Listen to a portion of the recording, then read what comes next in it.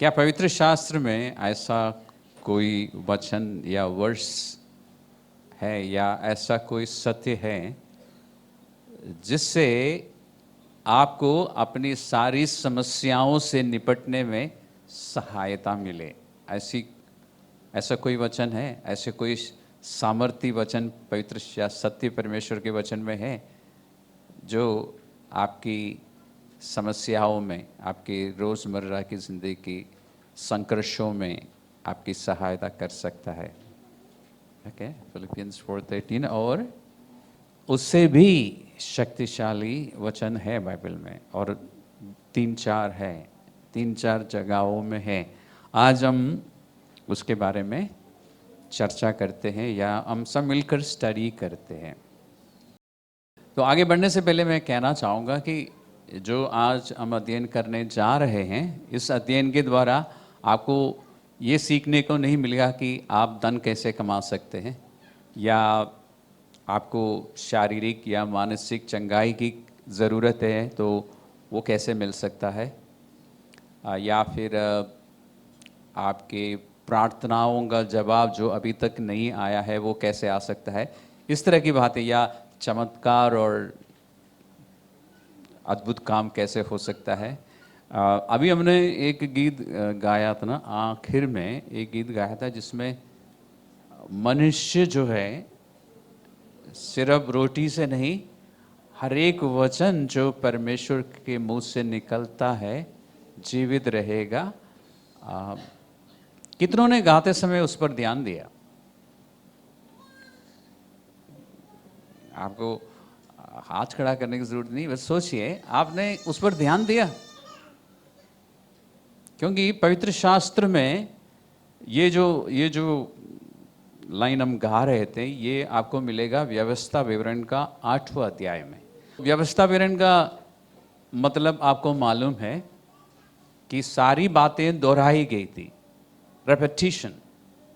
तो परमेश्वर ने उनको व्यवस्था विवरण में समझाया कि पिछले 40 सालों में उनके साथ क्या हो रहा था, और उनको बताया कि इन पिछले 40 सालों में तुम्हें दुख भी उठाना पड़ा, तुम भूखे भी रहे कुछ समय के लिए, फिर मैंने मन्ना खिलाया। ये सब कुछ मैंने क्यों किया? ताकि तुम्हें समझ आए कि मनुष्य केवल रोटी से नहीं। तो उसमें से आपको क्या सीखने को मिलता है आज के युग में, 2021 में? आपको क्या सीखने को मिलता है? सोचिए, मैं बताऊंगा नहीं, आप सोचिए कि केवल रोटी से नहीं और भी कुछ हमें ज़रूरत है परमेश्वर की ओर से। भजन संहिता में लिखा है कि इस्राएल ने परमेश्वर के चमत्कारों को नहीं समझा। कितनों ने पढ़ा है ये?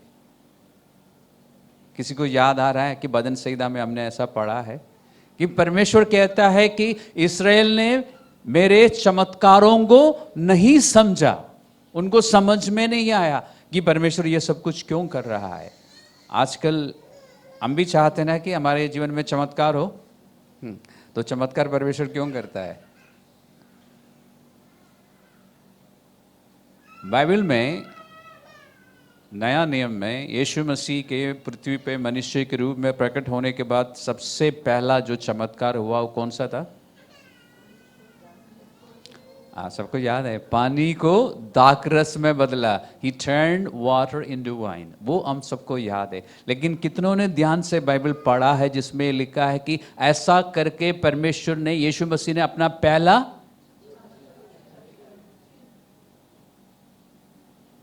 चिन्ह दिखाया। हम उस चमत्कार तक रुक जाते हैं। वो सिर्फ एक चमत्कार नहीं था, वो एक चिन्ह था उस समय इस्राएल के लिए और आज हमारे लिए, पढ़ने वालों के लिए। यीशु मसीह ने एक चिन्ह दिखाया। यूहन्ना के सुसमाचार में ऐसे 7 चिन्ह हैं, एक नहीं है, 7 है। अब मैंने आपको क्लू दिया तो आप पढ़ लेना, आपको दिखाई देगा। हर चमत्कार एक चिन्ह था, एक मैसेज था उसमें इस्राएल के लिए जो उनको नहीं समझ आया। हमें ऐसा नहीं होना चाहिए, क्योंकि हमारे पास इसराइल और हम में क्या फ़र्क है? या फर्स्ट सेंचुरी के इसराइल या जूस और हम में क्या फ़र्क है?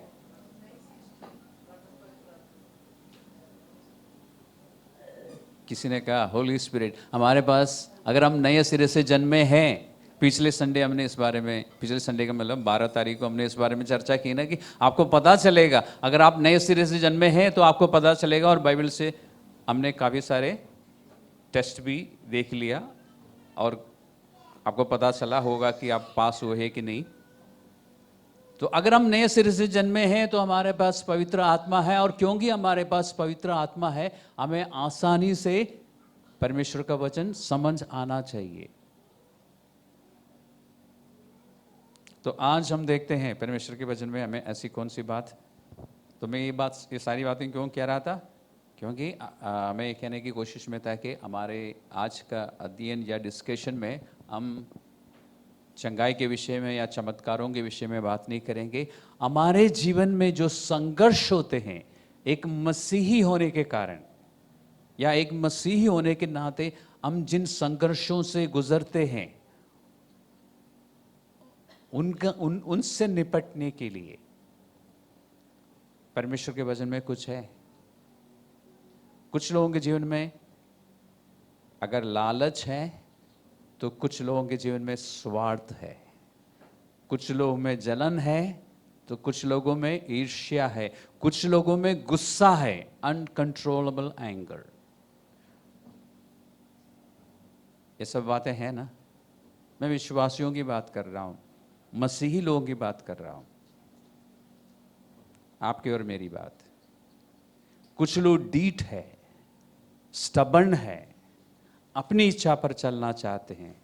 कुछ लोग रिबेलियस है, विद्रोह करते हैं, परमेश्वर के वचन जानने के बाद उससे हटकर चलने की इच्छा रखते हैं, कोशिश करते हैं और चलते भी हैं। ये सब हमारा संघर्ष है जीवन में। कुछ लोग परमेश्वर पर पूरी तरह से भरोसा नहीं कर पाते, एक हकीकत है। कुछ लोग परमेश्वर की बातों पर यानी परमेश्वर के वचन पर शक करते हैं। ये सब संघर्ष है ना। अब सर में दिलाना, आप सोचिए, ये सब हमारे जीवन में है ना। कुछ लोग के जीवन में चिंता है, फिक्र है।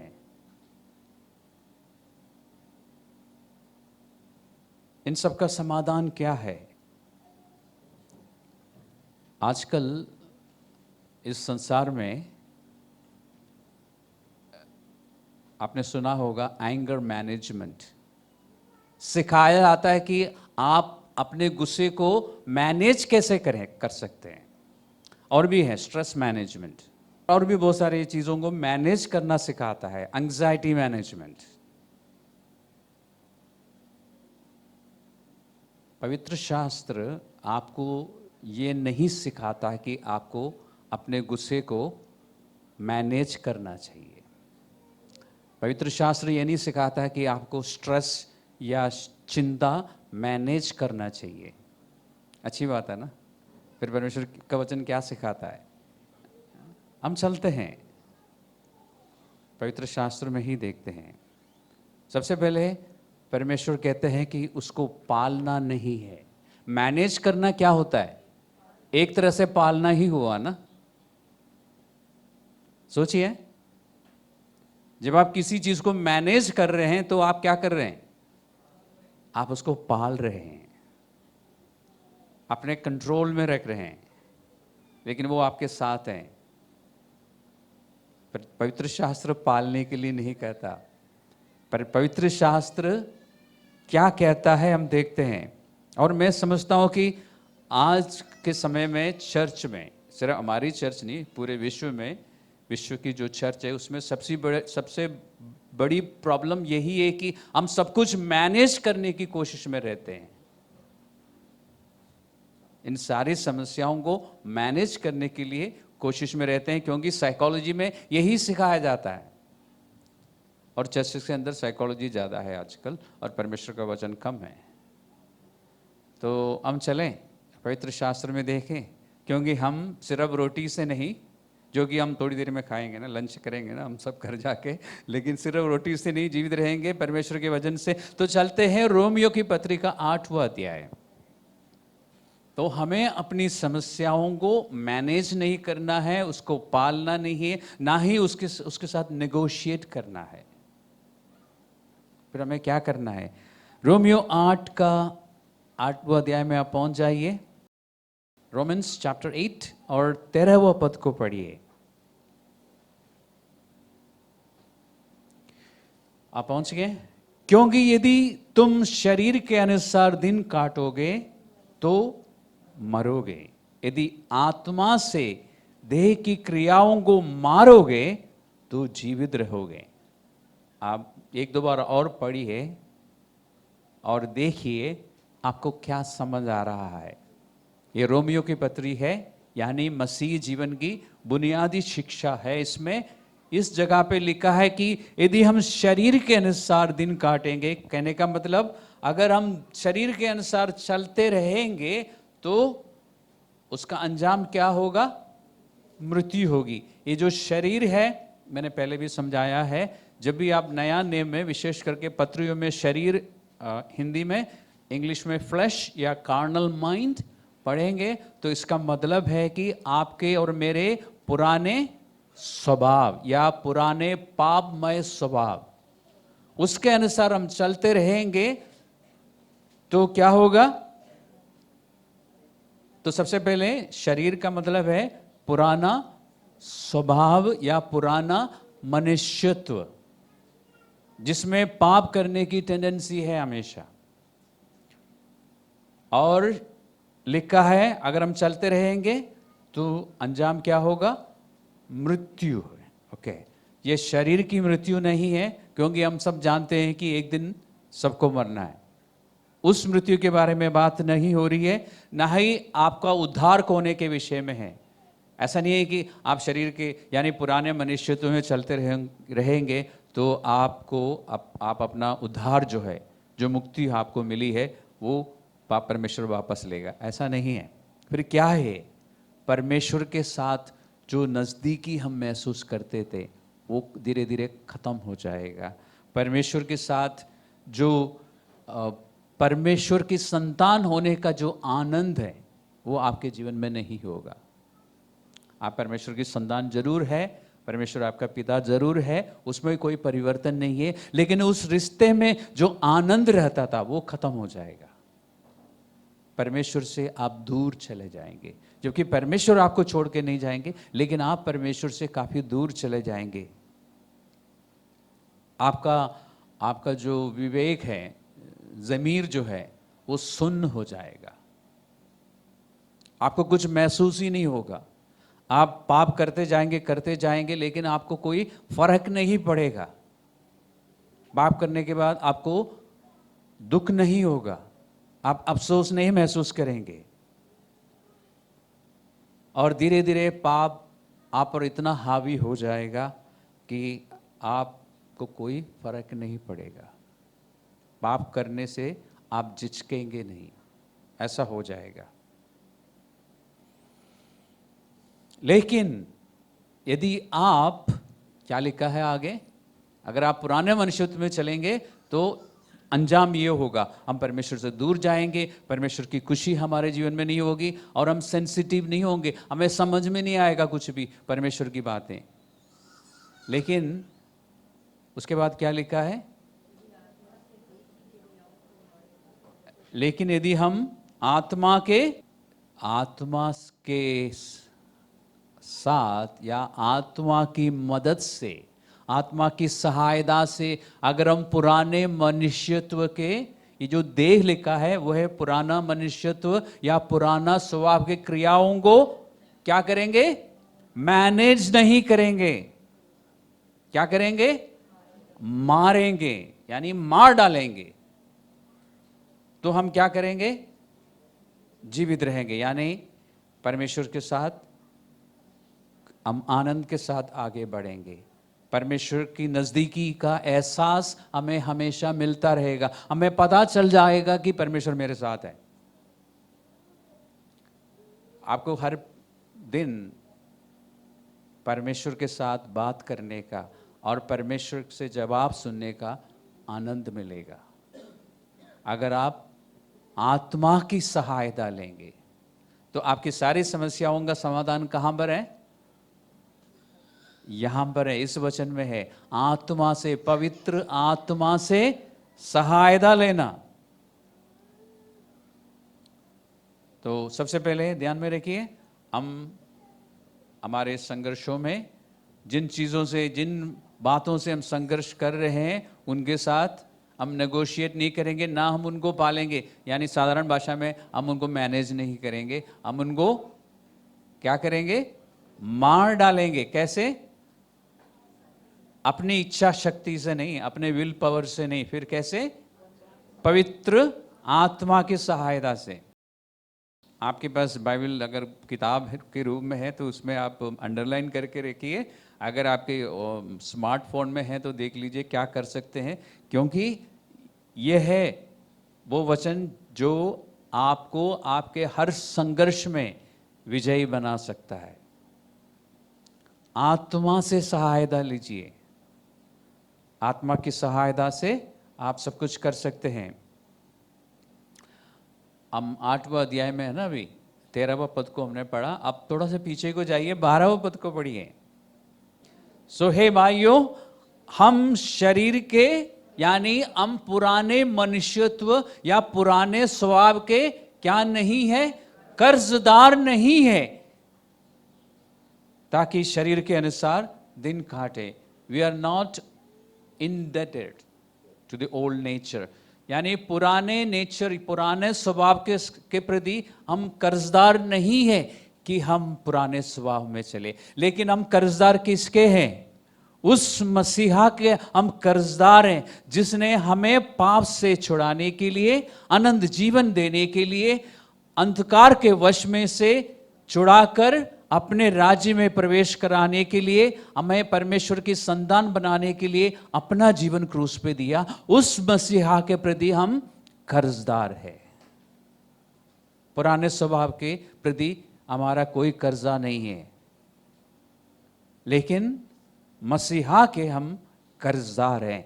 हमें कब पता लगता है कि हम कर्जदार हैं? जब हमें उसकी कीमत समझ आती है कि यीशु मसीह ने कितनी बड़ी कीमत चुकाई है हमें स्वर्ग के वारिस बनाने के लिए। जब वो समझ आने लगता है ना, हमें ये भी समझ आने लगता है कि हम मसीहा के कर्जदार हैं। और वो कर्जा हम कैसे चुकाएंगे? पवित्र आत्मा से मदद लेकर, पवित्र आत्मा की बातों को सुनकर, पवित्र आत्मा की बातों को समझकर। उपाय क्या है?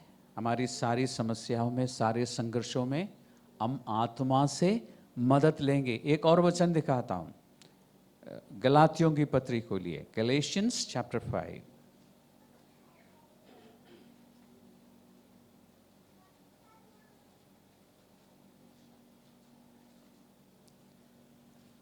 गैलेशियंस 5:16, गलातियों 5:16 में देखिए क्या लिखा है। पर मैं कहता हूं, आत्मा के अनुसार चलो तो तुम शरीर यानी पुराना स्वभाव की लालसा किसी रीति से पूरी ना करोगे। कैसे चलना है? आत्मा के अनुसार चलना है। Let the holy spirit guide our lives. सुन के अच्छा लगा, पढ़ के अच्छा लगा ना, कि आत्मा के अनुसार चलो। इसका मतलब क्या है? आत्मा के अनुसार चलने का मतलब क्या है? सोचिए, क्योंकि हम पढ़ रहे हैं और सुन भी रहे हैं। आत्मा के अनुसार चलने का मतलब क्या है?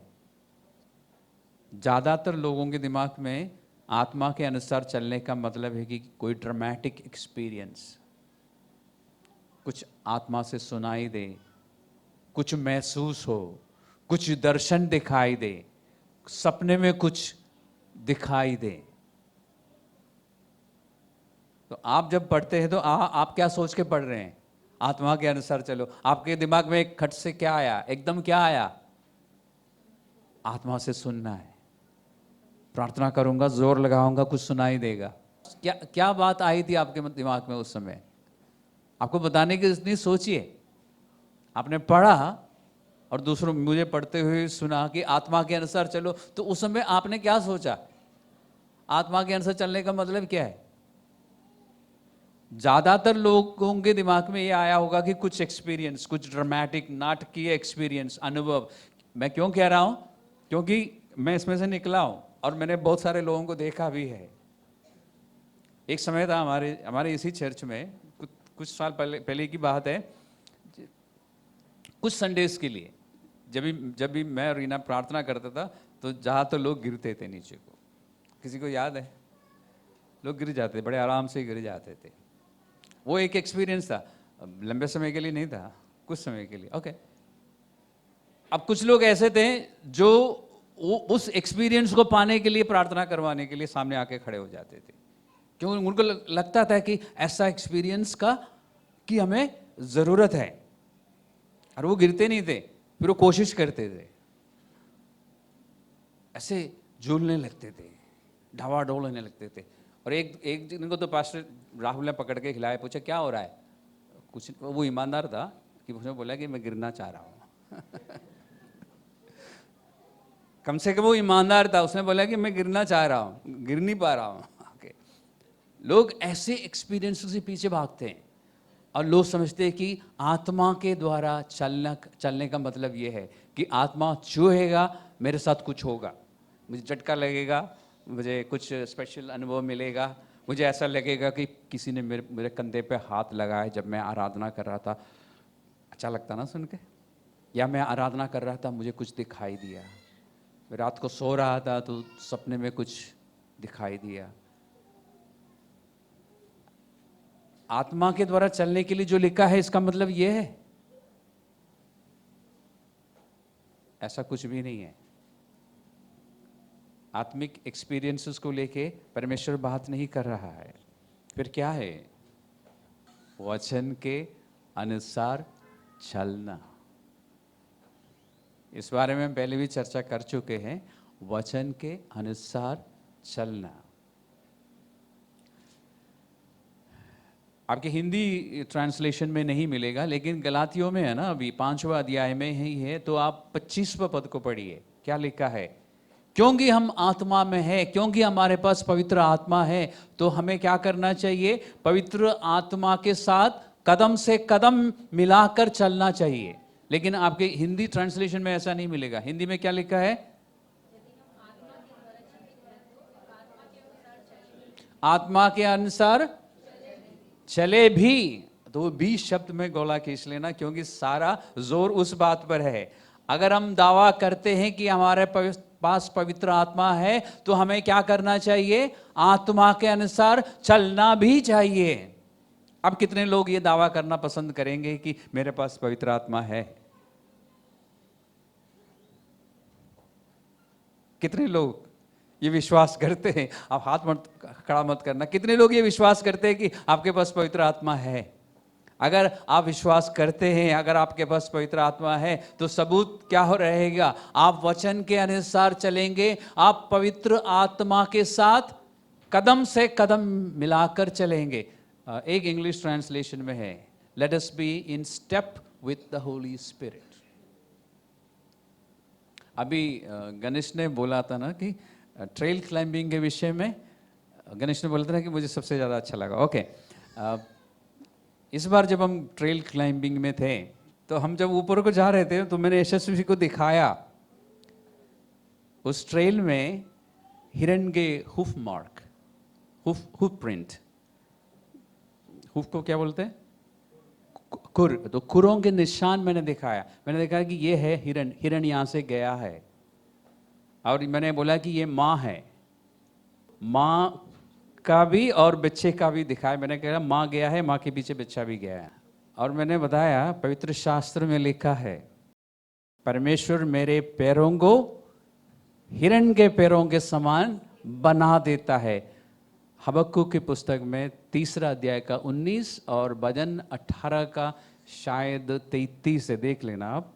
वहां पे लिखा है कि परमेश्वर मेरे पैरों को हिरण के पैरों के समान बना देता है और मुझे वो ऊंचे स्थानों में चलाता है। पहाड़ी इलाकों में पाए जाने वाले हिरण की एक खासियत है, बहुत संभल के चलने वाला एक जानवर है वो। जब वो चलता है, दौड़ने के समय नहीं, जब वो चलता है, वो क्या करता है, अपने आगे वाले पैर जो है एक जगह पर रखता है, देखता है कि वो जगह मजबूत है, फिर उसी साइड का पीछे वाला पैर वहीं रखता है, उसी जगह पे, उसी निशान पे रखता है वो, ऐसे चलता है। तो मैंने यशस्वी को कहा था कि इस ट्रेल से हम जा सकते हैं ऊपर को, क्योंकि यहाँ से हिरण गया हुआ है, ये जगह मजबूत होगी। ट्रेल क्लाइंबिंग में भी मैंने वचन की बातें सिखाई थी। एक्चुअली हर जगह हम सिखाते हैं, हर मोड़ पे, हर मौके पे। इसी तरह जहां पवित्र आत्मा ने अपना पैर रखा है, जहां वो निशान दिखाता है, वहां पे हमें पैर रखना है।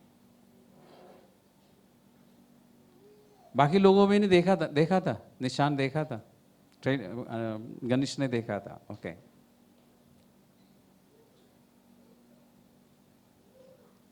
तो जहां पवित्र आत्मा के पद चिन्ह है, वहां पर आपको अपना पैर रखना है। यानी उन पद चिन्हों में से आपको होते हुए आपको आगे बढ़ना है। आत्मा के द्वारा चलने का मतलब ये है। और वो पद चिन्ह आपको कहाँ मिलते हैं? पवित्र शास्त्र में मिलता है, परमेश्वर के वचन में मिलता है।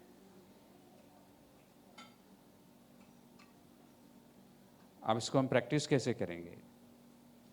क्योंकि आप पूछेंगे ना कि मैं तो बाइबल खोल के पढ़ता हूं, मुझे कोई पद चिन्ह नहीं दिखता, ना कोई चिन्ह दिखता है, ना कोई पद चिन्ह दिखता है, मुझे कैसे पता चलेगा?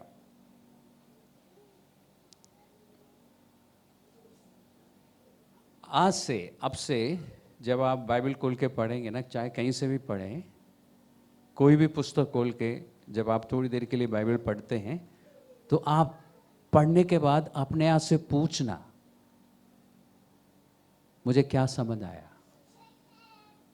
क्या समझ आया मुझे क्या करना चाहिए या क्या नहीं करना चाहिए? मुझे क्या सोचना चाहिए और क्या नहीं सोचना चाहिए? मुझे क्या बोलना चाहिए और क्या नहीं बोलना चाहिए? अपने आप से पूछना। इन बातों के अनुसार जो मैंने अभी पढ़ा है और जो मुझे समझ आया है, तो उसके अनुसार क्या मुझे अपने विचारों में कुछ बदलने की ज़रूरत है? पूछिए अपने आप से। अगर है तो तुरंत बदलना शुरू कीजिए। डिले मत करना, देर मत करना, क्योंकि थोड़े समय के बाद आप सब कुछ भूल जाएंगे। ऐसा अनुभव है ना हमें? बाइबल पढ़ते समय सब कुछ समझ आता है, बाइबल बंद करने के बाद थोड़ी देर के बाद सब कुछ हम भूल भी जाते हैं। अगली बार जब आप पढ़ते तो हमें ऐसा लगता है कि पहली बार पढ़ रहे हैं हम। इसलिए बाइबल पढ़ने के बाद ईमानदारी से अपने आप से एक बार पूछिए, क्या समझ आया? अच्छा, मुझे ये समझ आया, तो मुझे क्या करना होगा? मुझे या तो अपना विचार बदलना होगा, अपनी बातें बदलनी होगी, या अपनी चाल चलन बदलना होगा। इतना ही करना है। अपने आप से पूछिए, इस वचन के अनुसार मुझे क्या करना चाहिए? आज मुझे क्या समझ आया परमेश्वर के विषय में, परमेश्वर की मर्जी? और ध्यान रखना, जब आप बाइबल पढ़ते हैं, पवित्र आत्मा ही आपसे बात कर रहा है, पवित्र आत्मा ही आपकी अगुवाई कर रहा है, वही आपके आगे आगे चल रहा है और बता रहा है कि इस रास्ते से चलना है। और चलने में देर मत करना। अगर आप सोचेंगे चलो कल से मैं करूंगा, वो कल कभी नहीं आएगा। ये भी आपको अनुभव है ना, एक्सपीरियंसड है हम इस बात में। जो जो काम हम कल के लिए सोचते थे, वो कभी नहीं हुआ हमसे। इसलिए वचन पढ़ने के बाद ये गलती मत करना कि मैं कल से ऐसा करूंगा। आज से कीजिए, अब से कीजिए। उसमें भी थोड़ा सा संघर्ष आप महसूस करेंगे। आपको समझ आया कि परमेश्वर की ये मर्जी है, ये मुझे करना चाहिए, लेकिन आपका जो पुराना मनुष्यत्व है, जो पुराना स्वभाव है, वो आपको समझाने की कोशिश करेगी कि अभी अभी करने की ज़रूरत नहीं है, अभी तो थोड़ा सा समय रुक जाते हैं, कल करेंगे। तुरंत तुरंत कीजिए। हमारी समस्या एक और भी है, हमें वचन समझ आता है लेकिन हम परमेश्वर के साथ जल्दी राजी नहीं हो जाते। ये तो है, परमेश्वर का वचन ऐसा कहता है, लेकिन हम लेकिन शब्द इस्तेमाल करते हैं ना बहुत ज़्यादा। परमेश्वर के वचन जब आपको समझ आता है, वहाँ में लेकिन नहीं होता, वहाँ में पूर्ण विराम होता है, फुल स्टॉप। परमेश्वर ये कहता है मैं ऐसा करूँगा। इसलिए जो बातें आपको समझ आती है उसको ग्रहण कीजिए और फिर चलना शुरू कीजिए। चलने में पवित्र आत्मा आपकी मदद करेगा। अभी किसी ने बोला ना फिलिपियों 4:13, I can do all things, मैं उसके द्वारा जो मुझे सामर्थ देता है सब कुछ कर सकता हूँ। वो आपको सामर्थ देता है, वो आपको स्ट्रेंथ देता है। इसलिए इफिसियों की पत्री में 3 अध्याय में पौलुस ने कलीसिया के लिए, मसीह लोगों के लिए एक प्रार्थना की। पता है किसी को? याद है कुछ? 3:16 में पौलुस ने कहा कि इसलिए मैं तुम सबके लिए यह प्रार्थना करता हूं कि परमेश्वर तुम्हारे लिए ऐसा करे कि तुम अपने भीतरी मनुष्यत्व में उसकी आत्मा से सामर्थ पाओ। आपकी अपनी आत्मा में, जिसको भीतरी मनुष्यत्व कहता है, द इनर मैन, आपके अंदर जो आत्मा है, जो अभी पवित्र आत्मा से फिर से जन्मे हैं, उस आत्मा को परमेश्वर की आत्मा से यानी पवित्र आत्मा से क्या मिले? बल मिले, सामर्थ मिले, ताकि आप परमेश्वर की इच्छा के अनुसार चल सके। तो पवित्र आत्मा अपना काम हमेशा करता है। आपको मांगने की जरूरत है कि पवित्र आत्मा मुझे हेल्प चाहिए, मैं ऐसा करना चाहता हूं। परमेश्वर बल देता है। अब चलते चलते क्या हो सकता है? चलने वाले व्यक्ति के साथ क्या हो सकता है?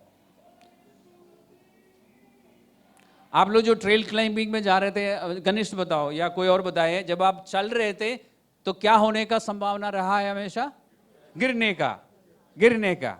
जो आदमी बैठा हुआ है, जो कि मुझे छोड़ के और मोनिका को छोड़ के बाकी सब बैठे हुए हैं यहाँ पे, राइट? तो अभी गिरने के चांस किसको है? मुझे, क्योंकि मैं खड़ा हूं और मैं चलूंगा तो गिर सकता हूं। तो जब आप वचन के अनुसार आगे चलेंगे तो गिर भी सकते हैं, ठीक है? यानी कभी कभी आप फेल हो जाएंगे, कभी कभी आप पूरी तरह से उस वचन का पालन नहीं कर सकेंगे। तो अब क्या करना होगा? आप जब गिर जाते तो क्या करते हैं? पहले झाड़ देते हैं। चलो सिटी में रह के नहीं होता, अभी साताल में तो हुआ है ना, पहले हम झाड़ देते हैं, है ना? इसी तरह झाड़ने का मतलब है कि परमेश्वर मुझसे गलती हुई या मुझसे गुनाह हुआ, मैं नहीं कर पाया, मुझे सहायता चाहिए। उसके बाद खड़े हो जाओ और फिर चलो। शरीर के अनुसार चलना हमें आता है, हमें मालूम है। गिर गए तो हम गिर जाते, जल्दी से ठीक करके और देखते किसी ने देखा तो नहीं, आगे चलते हैं, है ना? ओके, परमेश्वर ने तो देखा है, इसलिए छुपाने की जरूरत नहीं, परमेश्वर के सामने मानने की जरूरत है। परमेश्वर, हाँ मुझे नहीं करना चाहिए था, मैंने ये किया।